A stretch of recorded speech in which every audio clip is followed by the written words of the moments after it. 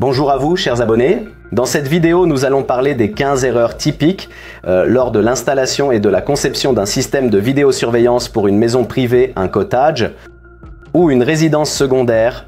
Alors, commençons tout de suite.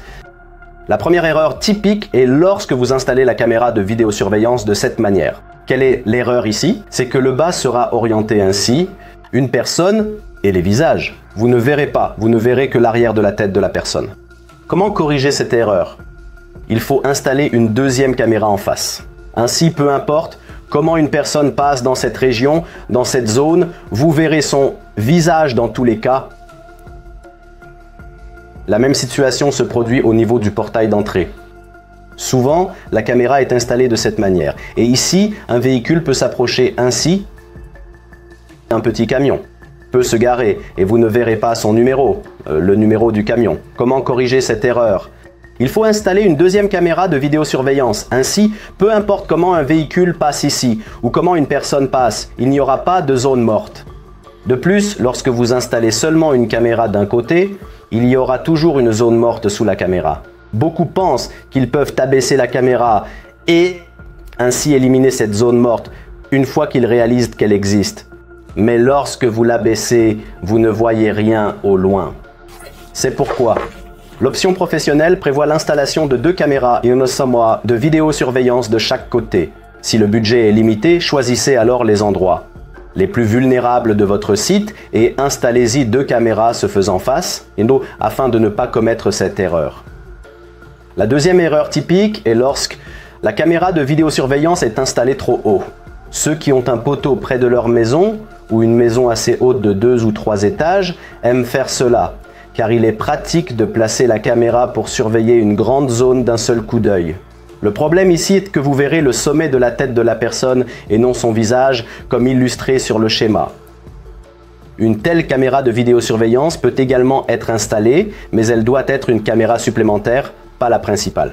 C'est-à-dire qu'il y a une vidéosurveillance pour la sécurité, dont la tâche est par conséquent de capturer les visages et les plaques d'immatriculation des voitures. Il y a une vidéosurveillance pour le confort. Pour le confort, une telle caméra peut être installée pour voir immédiatement l'ensemble de votre terrain. La même chose se produit. Lorsqu'une voiture passe ici, si la caméra est installée trop haut, cela rendra également la lecture de la plaque d'immatriculation plus difficile. La hauteur optimale pour installer une caméra de vidéosurveillance est de 3 à 5 mètres. Je recommande toujours 3,5 mètres. C'est plus que suffisant pour que la caméra soit hors de portée des vandales. Et cette hauteur est suffisante pour voir les traits du visage d'une personne, même si elle porte une casquette. La prochaine erreur typique est d'installer des caméras de vidéosurveillance de mauvaise qualité avec une mauvaise résolution et un mauvais éclairage nocturne. Des caméras qui ne permettent pas de lire les visages. Il y a 2 situations possibles ici. Il arrive que vous achetiez simplement des caméras de vidéosurveillance. Les moins chères, et vous, ne regardez pas du tout les exemples d'enregistrement. Vous vous basez uniquement sur le prix et vous découvrez que la caméra est de mauvaise qualité seulement après l'avoir installée. Il y a aussi des situations où vous passez beaucoup de temps à choisir, à regarder, à comprendre ce qu'est un capteur, ce qu'est un processeur. Vous choisissez en fonction de l'objectif, mais vous n'avez pas fait d'analyse pour votre site. Par exemple, vous aviez besoin que votre caméra puisse voir les visages et les plaques d'immatriculation à une distance de 20 mètres. Et vous avez choisi une caméra de surveillance qui ne voit les visages qu'à une distance de 2-3 mètres maximum. Au-delà, tout devient flou. Ou comme ici, tout est en pixels. Je vous ai expliqué dans nos différents cours que la qualité de la vidéo dépend du capteur. C'est principalement de lui que dépend la qualité de l'enregistrement à 80%. Il y a aussi le processeur. C'est l'appareil qui traite les données du capteur, c'est bien sûr l'objectif et bien sûr la qualité de fabrication de tous les matériaux. Bien sûr, il y a la résolution. Et je ne vais pas vous surcharger avec des informations techniques superflues. Je laisserai dans la description de cette vidéo un tableau qui contiendra principalement des données sur la distance.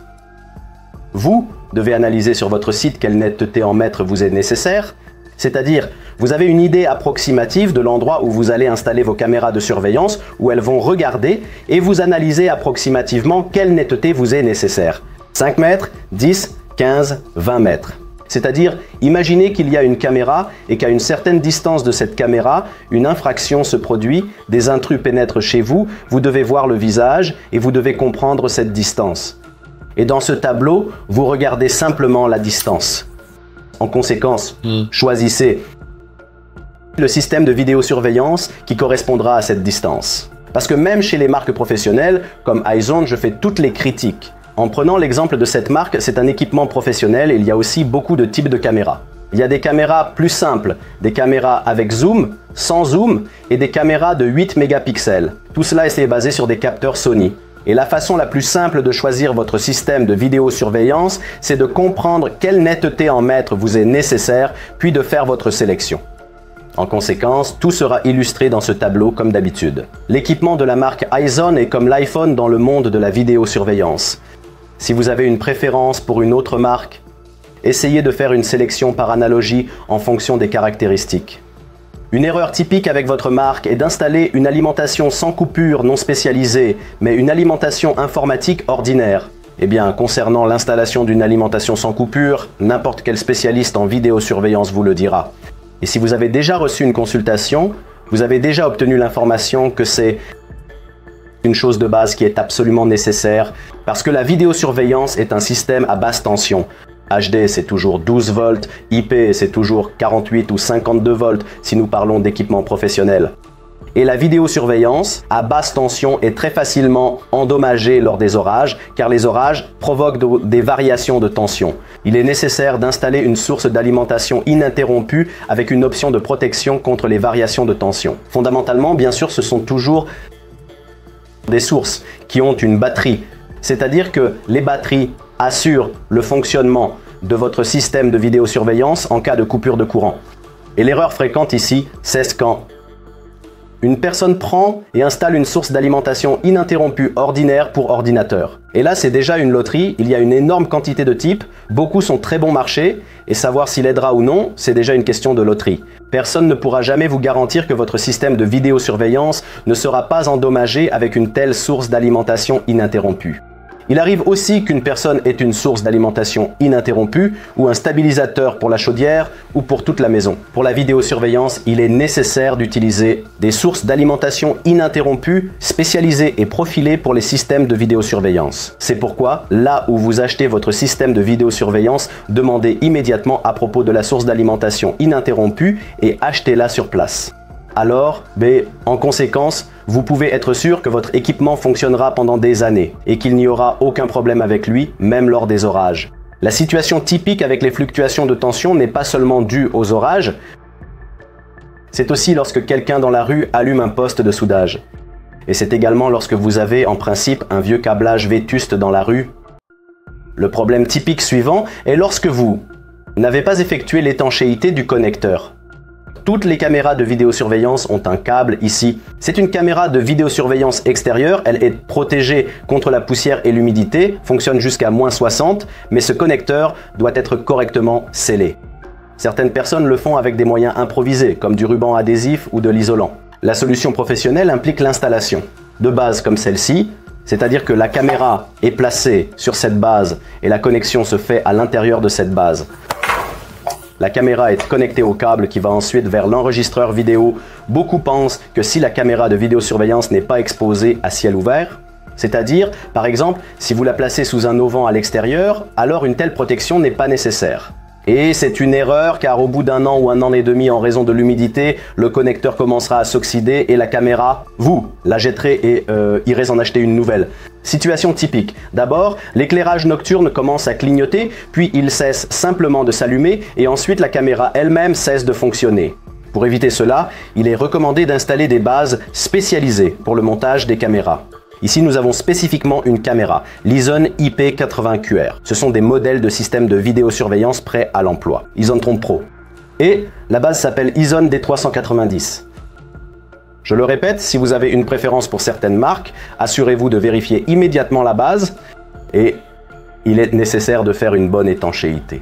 Ici, sur l'image, il est montré comment la caméra doit être installée. Sur sa propre base, alors encore une fois, vous pouvez compter sur le fait que votre caméra fonctionnera pendant 5 à 10 ans sans aucun problème. La prochaine erreur typique est l'installation de vidéosurveillance cachée. La vidéosurveillance cachée est interdite dans tous les pays. Qu'est-ce que la vidéosurveillance cachée ? C'est une vidéosurveillance camouflée, lorsque vous la camouflez sous quelque chose. C'est-à-dire, par exemple, ici, c'est montré sous des capteurs de mouvement, des capteurs de sécurité. C'est-à-dire qu'il ne faut pas faire cela. La prochaine erreur typique est lorsque vous n'avez pas d'internet filaire sur le site, mais un internet distribué via une carte SIM, c'est-à-dire via des modems 3G, 4G. Et ici, il faut comprendre que le système de vidéosurveillance doit prendre en charge le travail avec l'internet 3G, 4G, car il y a des particularités. Adresse IP. Et vous devez vérifier dans les caractéristiques de votre équipement que vous achetez qu'il y a bien ce type de support. La prochaine erreur typique est lorsque vous avez installé un enregistreur vidéo dans un local mal ventilé. Cela arrive souvent lorsque les gens cachent l'enregistreur vidéo dans des placards métalliques, dans des coffres forts. L'enregistreur vidéo doit fonctionner à une température de 0 à plus 55 degrés Celsius. En conséquence, si la température est plus élevée, votre enregistreur surchauffera, le disque dur sera constamment en surchauffe et tôt ou tard, l'enregistreur vidéo lui-même brûlera. Donc, si vous prévoyez de le ranger quelque part dans un tiroir, il est préférable d'y mettre un thermomètre en été pendant les heures de pointe. Si des rayons de soleil y pénètrent, c'est précisément à ce moment-là qu'il faut mesurer la température pour voir si elle dépasse 55 degrés ou non. Si ce n'est pas le cas, alors vous n'avez pas de raison de vous inquiéter. La prochaine erreur typique est de ne pas avoir formaté disque dur. Si vous achetez un système de vidéosurveillance avec un disque dur par exemple, ici nous avons l'Aison Moa Pro, le disque y sera déjà installé et formaté, il n'y aura aucun problème. Mais certaines personnes achètent elles-mêmes le disque dur, ou par exemple, vous en avez un qui reste d'un ancien système de vidéosurveillance, il est impératif de le formater. Et il arrive souvent que quelqu'un installe simplement le disque dur, pense que l'enregistrement a commencé, l'enregistrement se fait, quelques mois passent et un voleur arrive à l'heure du déjeuner. La personne essaie de regarder l'enregistrement, mais il n'y en a pas, car le disque dur n'a pas été formaté. Donc, si vous installez un disque dur, assurez-vous de le formater. Si vous achetez un système de vidéosurveillance prêt à l'emploi, en particulier ici pour tous les modèles Zison que nous avons déjà examinés, les modèles avec disque dur, il n'y a pas ce problème. Il est déjà formaté et prêt à l'emploi. La prochaine erreur typique est lorsque vous installez une caméra de vidéosurveillance Wi-Fi à l'extérieur, avec un bloc d'alimentation interne standard. Le bloc d'alimentation interne avec toutes les caméras est comme celui-ci. C'est un bloc d'alimentation en plastique. Il ne peut être utilisé qu'à l'intérieur. Il ne doit pas être installé à l'extérieur. Pour l'extérieur, il est nécessaire d'installer un bloc d'alimentation extérieur spécialisé. Ici, spécifiquement sur le modèle Ison IP50ELP, et il est montré. En conséquence, le montage basé sur un bloc d'alimentation extérieur est montré. Nous avons sur notre chaîne une revue séparée sur l'installation des caméras de vidéosurveillance. Regardez-la en entier. Là, nous montrons précisément comment monter cette caméra. Sur la base et avec un bloc d'alimentation extérieur. Et ça continue. Nous avons un ensemble assez important d'erreurs typiques concernant le câble. Il y a ici vraiment plusieurs erreurs populaires. Commençons par le fait que souvent les gens, au stade de la construction de la maison, ils s'adressent à un électricien ou vont eux-mêmes au magasin pour essayer de choisir un câble universel. Pour qu'ensuite, lorsque la maison sera terminée, ils puissent choisir un équipement. Et ici, on peut se retrouver dans une situation où vous installerez un câble qui ne conviendra pas à vos caméras de vidéosurveillance. Parce que le câble diffère. Il diffère selon plusieurs paramètres. Souvent, les gens installent un câble coaxial ordinaire et ensuite veulent mettre en place une vidéosurveillance de 8 mégapixels. De bonne qualité avec zoom par exemple Isangrodix, mais pour ces modèles, une catégorie spéciale de câble coaxial est requise, c'est-à-dire qu'il faut une haute qualité. Et ils diffèrent en qualité, tout comme la paire torsadée et le câble coaxial aussi, ils sont bon marché. Il y en a de moyens, il y en a de chers. Bon marché. Je ne dis pas qu'ils sont complètement mauvais pour la vidéosurveillance. Ils peuvent convenir à certaines caméras simples de 1 mégapixel, de 2 mégapixels. Mais si vous souhaitez installer une bonne caméra de qualité de 5 mégapixels, 8 mégapixels, peut-être avec zoom, peut-être avec microphone, peut-être motorisé, il est préférable de savoir à l'avance quel câble vous sera nécessaire. C'est-à-dire qu'une installation correcte d'un système de vidéosurveillance implique que vous choisissez d'abord votre équipement de vidéosurveillance. Demandez en magasin quel câble était nécessaire, ou mieux encore, achetez ce câble dans le même magasin. Demandez au responsable un lien vers le câble qui convient et ainsi vous protégerez de faire un mauvais achat. Au final, vous installerez la vidéosurveillance mais elle ne fonctionnera pas ou elle fonctionnera avec des problèmes. C'est une situation fréquente où la caméra a fonctionné 1 heure puis s'est éteinte et il faut intervenir pour la redémarrer. Les gens pensent qu'ils ont un mauvais équipement et se tournent vers le magasin pour la garantie. au magasin. Il le connecte avec un câble approprié et tout fonctionne parfaitement. C'est une situation très courante, tout comme celle où vous avez, par exemple, 6 caméras à installer. 5 d'entre elles seront à une distance de 20 mètres. 25 peut être la 6e, caméra à distance. Là, 40 mètres, 50 mètres. Et il faut comprendre qu'un câble de 20 mètres et un câble de 50 mètres, ce sont 2 câbles différents, c'est-à-dire qu'un câble de 50 mètres doit être de meilleure qualité avec un conducteur plus épais. Tous les spécialistes en vidéosurveillance connaissent cette situation. Et il arrive souvent que les gens achètent une seule bobine de câble qui est initialement prévue pour des caméras de vidéosurveillance à une distance allant jusqu'à 20 mètres, jusqu'à 30 mètres. Et puis, il s'avère que plusieurs caméras doivent être installées à une distance de 50 mètres. Et les gens utilisent ce même câble. Et il se trouve que vous avez acheté un système de vidéosurveillance pour 6 caméras. Vous en avez 5 qui fonctionnent normalement, mais la 6e caméra ne fonctionne pas. Pourquoi? Parce qu'un mauvais câble a été utilisé pour elle. Une autre recommandation standard des électriciens. Il est idéal de séparer le câble d'alimentation du câble à faible courant, c'est-à-dire de ne pas les faire passer dans la même boîte, il faut les séparer. De plus, il est typique de prévoir une protection contre les ultraviolets. Quant aux câbles concernant l'équipement Aison, tout ce qui est inclus dans les kits ou acheté séparément, il est déjà doté de cette protection. Si vous achetez ailleurs dans un autre magasin, assurez-vous de vérifier si le câble que vous achetez a une protection contre les ultraviolets, sinon le câble se fissurera. Et des problèmes commenceront à nouveau avec l'éclairage nocturne. D'abord, puis la caméra cessera simplement de s'allumer. Et une autre erreur typique, c'est lorsque les gens veulent encastrer ce petit fil, cette partie de la caméra dans le mur. Et c'est une erreur car vous devez pouvoir retirer la caméra de surveillance à tout moment.